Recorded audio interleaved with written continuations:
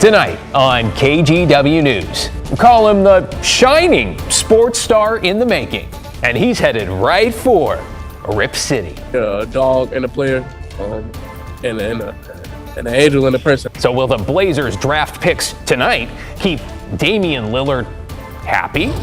But first, a shooting locks down a southeast Portland neighborhood with 8 people now in trouble, all of them underage. Plus, but I mean, yeah, using drugs in public or on the max is really not cool, you know? Smoking hard drugs and shooting up on the streets. How Portland's mayor plans to close the loophole. And we begin tonight with that plan the mayor says he hopes will curb public drug use that has reached crisis levels. Thanks for joining us. I'm David Molko. This proposal mirrors an existing ordinance that already bans drinking alcohol in public places. Catherine Cook breaks it down. What once may have drawn gasps now feels commonplace in many parts of Portland. Open-air drug use, the needles, smoking, and death. The police bureau is investigating more than 100 suspected drug overdose deaths from this year alone. I have a little sister. She's turning 7. And there have been times where I've been out with her and I've had to, steer her away from somebody who is clearly using heroin or something like that. Possessing small amounts of hard drugs in Oregon is no longer a felony because of Measure 110. Since 2021, police have been issuing $100 civil citations for drug possession. Recipients can get that fine waived if they call a phone number for a drug treatment assessment. On Thursday, Portland Mayor Ted Wheeler noted that of the thousands of civil citations issued statewide, only 189 have resulted in drug treatment assessments. Clearly, this is not working as it was intended to. Wheeler said next week he'll bring a new ordinance to City Council outlawing public drug use in Portland. He wants it to close the loophole between legal possession of hard drugs and using them in public. We've all heard stories of people walking down the street and finding themselves in a cloud of unknown smoke and having to seek medical treatment for what they've just unwillingly inhaled. The mayor declined our request for an interview. Instead, he shared these pre-recorded statements. This is a common sense approach. We must make it clear that people cannot use drugs in public spaces. Ordinance violators could face up to a $500 fine or 6 months in jail. Portlanders we spoke with have mixed feelings about the approach. I think it's not just as simple as open air use of drugs. Bertoni Faustin owns Abbey Creek Winery and a tasting room downtown. He's concerned that, as with Measure 110, lack of other steps and actions could render very little from new efforts. You have an ordinance, but what are you bringing along with it?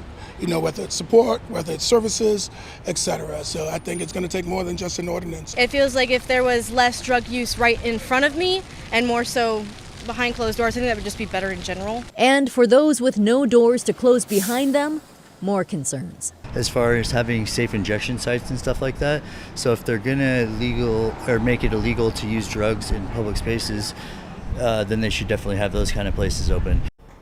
Meanwhile, the drugs keep flowing and Oregonians keep struggling. The National Survey on Drug Use and Health showed Oregon ranked worst in the nation last year for adults and teens reporting illicit drug use disorders. Also, it found Oregon had the most people per capita who sought out drug treatment but were unable to access it. David? Yeah, both rankings there that give us all a rough reality check. Thank you, Catherine. Let's take you to Southeast Portland now, where police took 8 juveniles into custody after a shooting overnight. 2 people were injured near 148th and Stark. The gunfire led to a search for the suspects, had the area locked down for hours today. Officers say they ran into a nearby apartment building. Neighbors were told to stay inside until about 1 this afternoon when the building was finally cleared and those 8 suspects detained. It's just another day in Portland. I don't know what to think about the juveniles. We seem to have lost all control over the kids. I hate to say I'm used to it, but I'm more acclimated to it. It doesn't really shock me, We don't know yet what charges those juveniles might face. Let's get you caught up on tonight's other headlines now. In Gladstone, police are investigating a terrifying and violent home invasion. Authorities say a suspect broke into a house overnight and attacked a woman, leaving her bleeding on the floor. This was around 2:15 in the morning at a home near Crownview Drive and Crownview Court. The victim did not get a great look at the suspect, though she believes he was stocky. and possibly wearing a mask.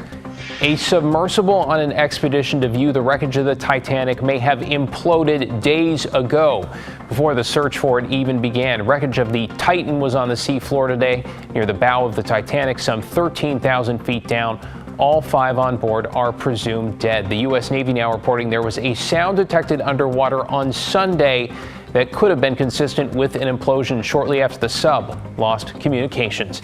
And dozens of employees working inside OHSU Hillsborough Medical Center say their jobs are now in jeopardy. Union members rallied outside HMC today in support. They say more than 50 housekeeping and cafe employees were given a 30-day notice telling them the hospital is outsourcing their work to a third-party company. We could not confirm exactly how many people would be out of a job. According to the union, they would be able to reapply for positions with the company taking over. Well, oh yes, after weeks of build-up, the NBA draft has come and gone, and with it, 3 picks for the Blazers. It was a night that could well determine the team's direction for years to come, and perhaps more significantly, their and our hopes for a championship, right? Orlando Sanchez is just back from talking to the Blazers GM about all of these moves.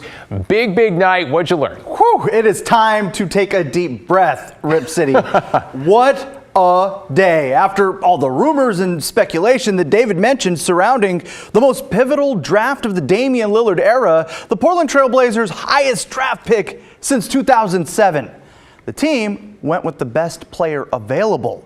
With the 3rd overall pick, the Portland Trail Blazers select point guard Scoot Henderson. He's from Marietta, Georgia. He's 19 years old, played 2 years in the G League. He's 6'2", 196 pounds, sports a 6'9" wingspan, and has an NBA-ready body. Explosive athleticism. Experts say he's got upside on defense. He's drawing comparisons to MVP-caliber players like Russell Westbrook and Derrick Rose. Henderson averaged nearly 18 points and 7 assists last season with the G League Ignite. I asked him what he brings to the Portland Trail Blazers. Somebody that's going to come in and attack the basket every single time, put pressure on the defense, and play both ends of the floor, and a winner out of me. You know, I hate to lose more than I love to win. I'm gonna pick Chauncey's brain so much, man. He might get annoyed. You know, that's how much I'm gonna be asking him questions, just trying to learn from him. The Blazers weren't done with the 23rd pick. They selected 6'8" forward Chris Murray. He averaged 20 points and 8 boards per game with the Iowa Hawkeyes last season, earning all Big Ten and 3rd-team All-America honors. His twin brother Keegan plays for the Kings. The Blazers also selected guard Ryan Rupert in the 2nd round. He's a 6'7" guard from France who played in New Zealand. This offseason, Damian Lillard said he wasn't interested in the draft and waiting for young players to develop. He wanted veteran players who can help win now. But the team is adding 3 rookies.